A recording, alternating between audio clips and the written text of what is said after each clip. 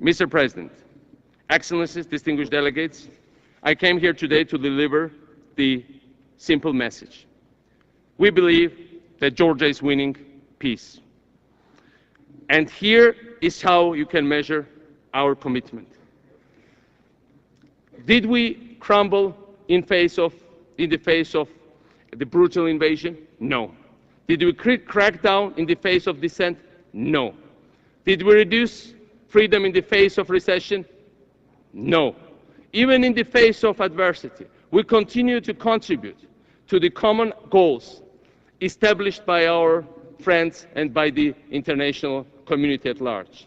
In the battle against climate change, I am proud to say that Georgia is at the vanguard, producing 85% of our electricity from green and renewable sources, and it's expanding, and we will cover 100% of our needs within the next 3 years. We are meanwhile on the front lines confronting terrorism around the world with our allies, including in Afghanistan, where our troops will serve side by side with others from around the world.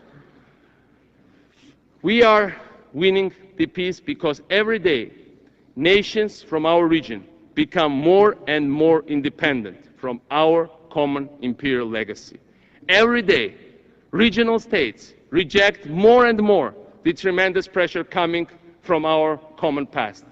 Every day, the idea that we can resist revanchist tendencies is growing, and every day the arc of independent nations, from Ukraine to Moldova, from Uzbekistan and Kyrgyzstan to Mongolia, is telling the world that spheres of influence is a thing of the past. Georgia, my friends, is not only a country, but it's not only a country. The new wall that cuts across our territory has transformed Georgia to an idea and a test, an idea of freedom and independence, and a test for the world, a test the world must not fail. If the test is successful, then you will be amazed how quickly this region will develop its tremendous potential. An active, patient victory over the new wall is a crucial step in the effort to build energy security for these nations, for free nations, and to build a united front against lawlessness and terrorism. It's a sphere where all cultures, influences, religions, and traditions meet, providing an antidote to the risk of a clash of civilizations.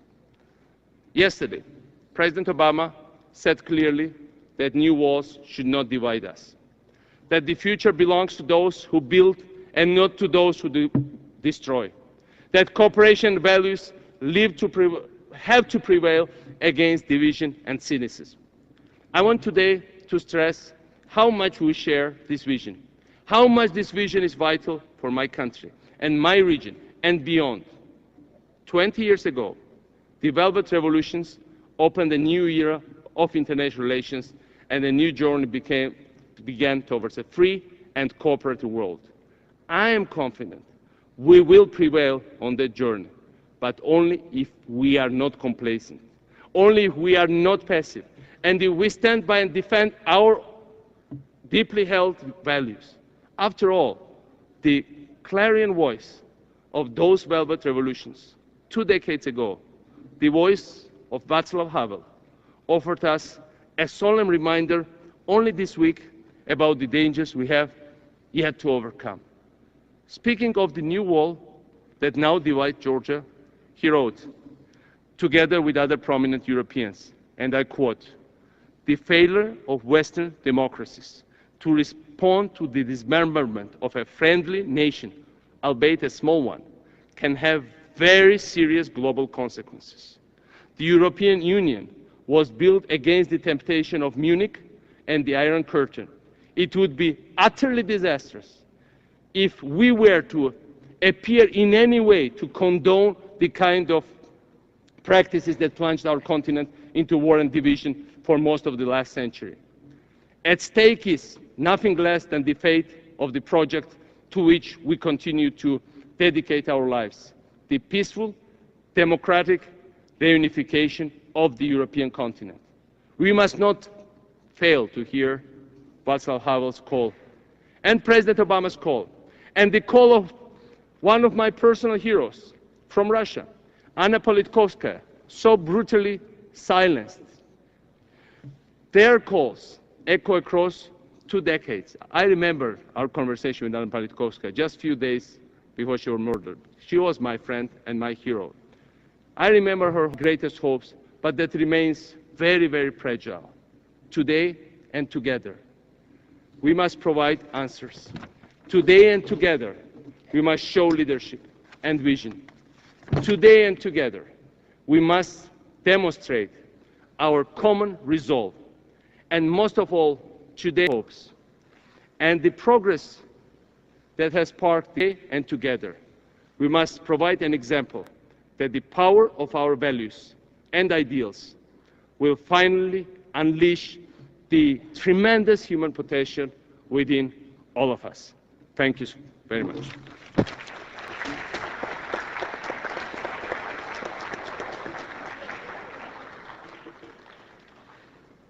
On behalf of the General Assembly, I wish to thank the President of Georgia for the statement just made.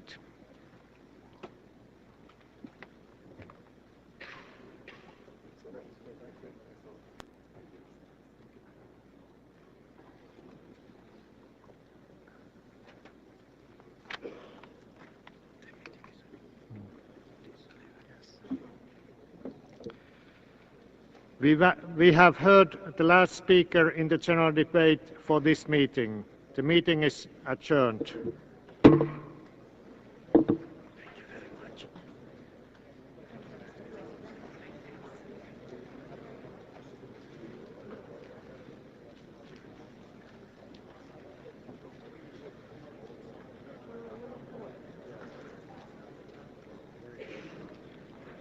Good night.